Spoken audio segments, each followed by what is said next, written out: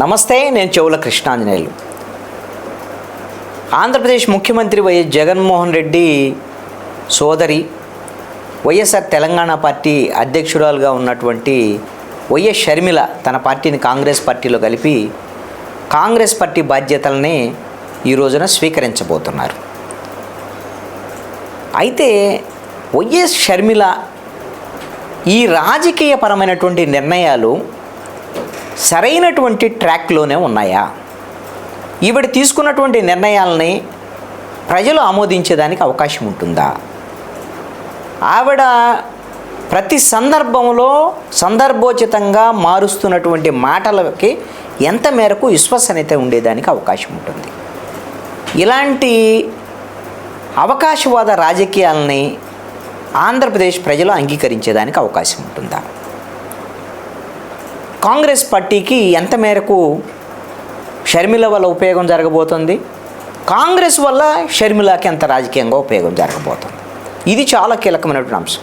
కాంగ్రెస్ వల్ల షర్మిల వల్ల అధికార పార్టీకి నష్టం జరిగింది, లేదా ప్రతిపక్షాలకు నష్టం జరిగింది అనేటువంటిది అనేక సందర్భాల్లో మనం డిస్కస్ చేసాం. భవిష్యత్తులో దానికి సంబంధించినటువంటి పరిణామాలను కూడా మనము రేపు పొద్దున చూస్తాం ఆవిడ వచ్చి ఇక్కడ బాధ్యతలు స్వీకరించిన తర్వాత. ఇప్పటికే షర్మిల నిన్న ఇడుపులపైకి వెళ్ళారు. ఇడుపులపైకి వెళ్ళి తన తండ్రి సమాధి వద్ద ప్రార్థనలు చేసుకొని కీలకమైనటువంటి కాంగ్రెస్ పార్టీ నేతలందరితో కూడా సమావేశమై ఆవిడ విజయవాడకు వచ్చి విజయవాడలో ఈ రోజున బాధ్యతలు తీసుకుంటున్నారు. షర్మిల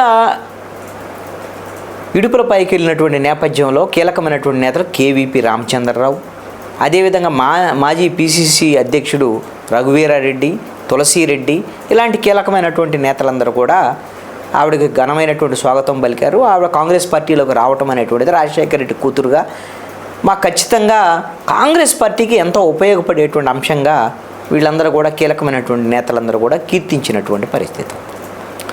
అయితే ప్రధానంగా అసలు షర్మిల కరెక్ట్ ట్రాక్లో ఉన్నారా, రాంగ్ ట్రాక్లో ఉన్నారనేటువంటి పదాన్ని నేను వాడటానికి కీలకమైనటువంటి కారణం ఏమిటి అని అంటే, షర్మిల మొట్టమొదట ప్రజల మధ్యకి ఎప్పుడు వచ్చారు? జగన్మోహన్ రెడ్డి కాంగ్రెస్ పార్టీ వేధింపుల వల్ల అరెస్ట్ అయ్యారనేటువంటి దాని మీద షర్మిల అదేవిధంగా విజయమ్మ వీళ్ళిద్దరూ కూడా మా అబ్బాయిని కాంగ్రెస్ పార్టీ వేధింపులకు గురి చేస్తున్నాం, మా అన్నయ్యని కాంగ్రెస్ పార్టీ వేధింపులకు గురి చేస్తుంది అనేటువంటి దాని మీద కాంగ్రెస్ పార్టీకి వ్యతిరేకంగా, కాంగ్రెస్ కుట్రలకు వ్యతిరేకంగా వాళ్ళు మొట్టమొదటిసారి రోడ్డు మీదకి వచ్చారు. రాజశేఖర రెడ్డి కుటుంబం అంతా రోడ్డు మీదకి వచ్చింది. ఆ తర్వాత జగన్మోహన్ రెడ్డి జైలుకి వెళ్ళటం, జైలుకి వెళ్ళినటువంటి నేపథ్యంలో అన్న వదిలిన బాణం అని రాష్ట్రం అంతా కూడా పాదయాత్ర చేశారు షర్మిల. అప్పుడు ఏం మాట్లాడారు? కాంగ్రెస్ పార్టీ వేధింపులు గురి చేసి తన తండ్రి చనిపోతే ఓదార్పు యాత్రకు కూడా తన అన్నను అంగీకరించలేదు. ఓదార్పు యాత్ర చేసుకుంటామంటే ఈ రోజున సిబిఐ కేసులు పెట్టి వేధింపులకు గురి చేసి అక్రమ కేసులు పెట్టి మా అన్నను జైలుకు పంపించారు. మా నాన్న చనిపోయి ఉంటే ఆయన పేరును కూడా సిబిఐ ఛార్జ్షీట్లో చేర్చారు. ఇంతకన్నా అన్యాయం ఏమన్నా ఉందా అని కదా మొత్తం పాదయాత్ర చేసినప్పుడు ఆవిడ అన్న వదిలిన బాణం అనేటువంటి పేరుతో. మరి ఇప్పుడు అదే కాంగ్రెస్ పార్టీలో చేరి ఆ రోజున రాజశేఖర్ రెడ్డి పేరుని సిబిఐ ఛార్జ్షీట్లో చేర్చడం వెనక సోనియా గాంధీకి, రాహుల్ గాంధీకి తెలియదంట అని ఈవిడ ఇప్పుడు చెప్తే మరి జనం నమ్మేదానికి అవకాశం ఉంటుందా? ఇదొక అంశం. ఇప్పుడు కాంగ్రెస్ పార్టీ తరఫున బాధ్యతలు తీసుకున్నారు, పిసిసి అధ్యక్షులుగా వస్తారు. ఆంధ్రప్రదేశ్లో అధికారంలో ఉండేటువంటిది వైఎస్ఆర్ కాంగ్రెస్ పార్టీ ప్రభుత్వం. దానికి నాయకత్వం వహిస్తున్నటువంటి వాడు ముఖ్యమంత్రి వైఎస్ జగన్మోహన్ రెడ్డి. మరి ఈయన నేను రాజన్న రాజ్యం తీసుకొస్తాను అని సంక్షేమ పథకాలను కొన్ని అమలు చేసుకుంటూ వచ్చారు. ఇప్పటి వరకు కూడా ఈ 4.5 సంవత్సరాల్లో షర్మిల ఎక్కడా కూడా తెలంగాణలో వైఎస్ఆర్ తెలంగాణ పార్టీని పెట్టుకొని తెలంగాణ అంశాల మీద మాట్లాడారు తప్ప ఆంధ్రప్రదేశ్ ప్రభుత్వానికి సంబంధించినటువంటి వైఫల్యాల మీద కానీ లేకపోతే రాజశేఖర రెడ్డి ఆశయాలకు విరుద్ధంగా ఈ ప్రభుత్వం పాలన చేస్తుందని కానీ జగన్మోహన్ రెడ్డి పాలన తీరుకు సంబంధించినటువంటి విషయాల్లో కానీ గతంలో ఎక్కడా మాట్లాడి ఉండలేదు. ఎక్కడా తప్పు పట్టి ఉండలేదు.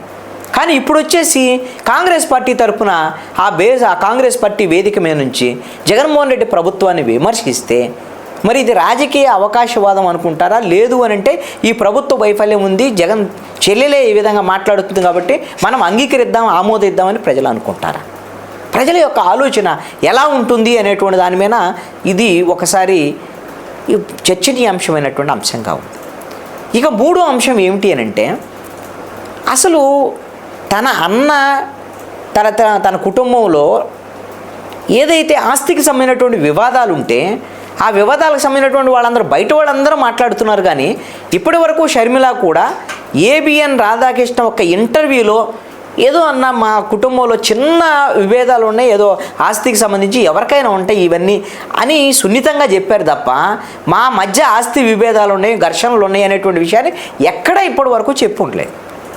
మరి ఎందుకు ఆవిడ వెళ్ళి తెలంగాణలో పార్టీ పెట్టుకున్నట్టు? రాజకీయంగా ఆవిడ ఎదుగుదల కోసం. అంటే తన అన్న ఆంధ్రప్రదేశ్లో ఒక పార్టీ పెట్టుకొని ముఖ్యమంత్రి అయ్యారు కాబట్టి తెలంగాణలో తను ఒక పార్టీ పెట్టుకొని అక్కడ కూడా రాజకీయంగా ఎదగాలనేటువంటి ప్రయత్నం ఆవిడ చేశారు.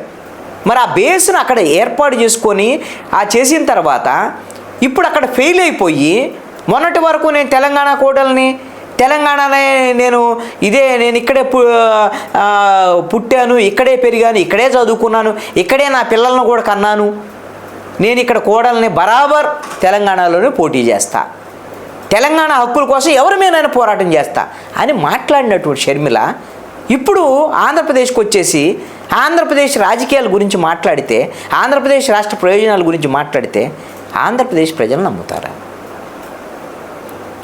అసలు ఎందుకు ఇంత గందరగోళంలో షర్మిల ఉన్నారు?